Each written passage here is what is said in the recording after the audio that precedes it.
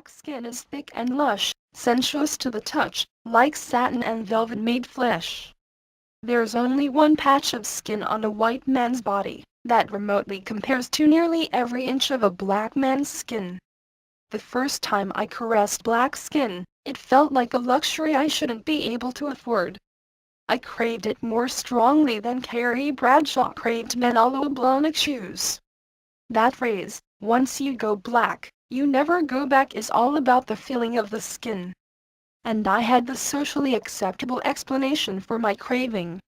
I used that paucity of available white partners rationale to explain my relationships with black men for several years.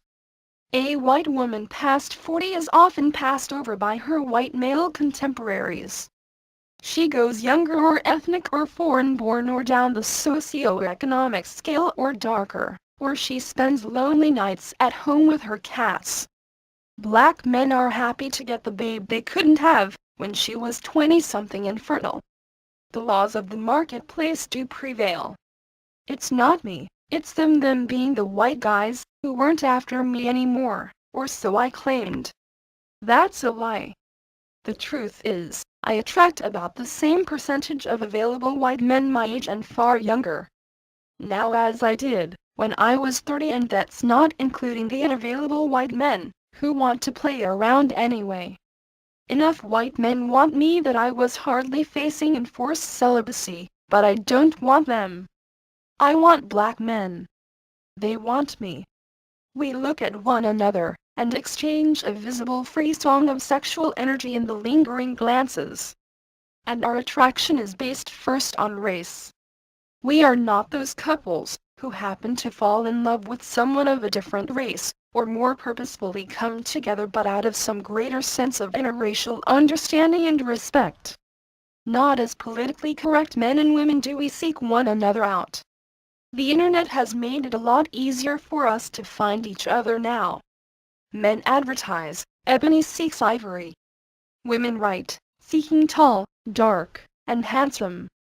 Very dark. We are not the same people who say, race is not important. It is important to us. We have race-specific desires. Even in a time when nearly 40% of single Americans have dated outside their race, that deliberate seeking of the specific other makes some people, especially black women, damned mad. We are what they denigrate and castigate, white women and black men, who choose one another because of our racial differences. They resent our taking their men. Black men are 2.5 times more likely to marry a white woman than a black woman is to marry a white man. Black women can point to that statistic in justifying their wrath. But in truth, black sisters, we're after the sex, not the ring, and these guys aren't the marrying kind anyway. Yes, the sex. The woman who goes after black men is a variant of sex journalist Susie Bright's white bitch in Heat, a woman who puts sex first, even though women aren't supposed to do that. According to one school of thought, white women turn to black men when their sex drives kick into higher gear and their social inhibitions recede into the rearview mirror. It's a yes, baby, now I'm ready for you reaction. When we get to the yes, babe place, they know it, and they are ready and waiting for us. Black men have more energy, style and edge than white men.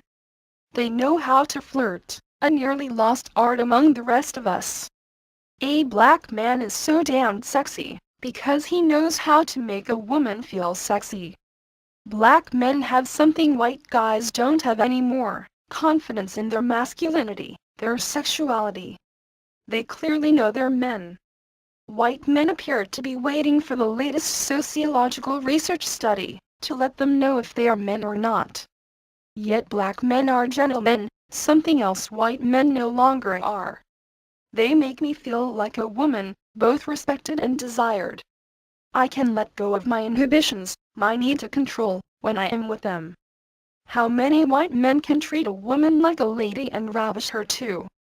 I often felt in my white period that only during heated sex does that little layer of air bubbles between me and the world pop and disappear, leaving me open to intimate connection. It takes a lot of friction for two white people to get that close.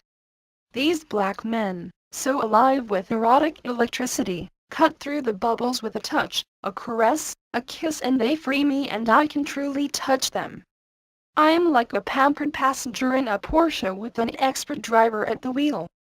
I know I could suggest a route change, but I never really want to do that. On the other hand, the last time I had sex with a white man, we slogged along a bumpy road in a really old VW, the driver like the typical bumbling TV husband, who would neither ask for nor accept the directions he badly needed. My current lover, a handsome businessman, seduced me via eye contact at a neighborhood bar, while I was eating burgers with a friend. Without saying a word, he paid the compliments, asked the questions with his expressive eyes. He didn't move over to sit beside me and ask if he could buy me a drink until he knew the time was right. Both soft-spoken and assertive, he has impeccable manners and charm. I was kissing him in a cab 30 minutes after that drink. On another night in that same bar, a different black man, an artist, knelt and kissed my knees. I am sure there must be some black men who aren't good in bed. Personally, I have not experienced one who isn't.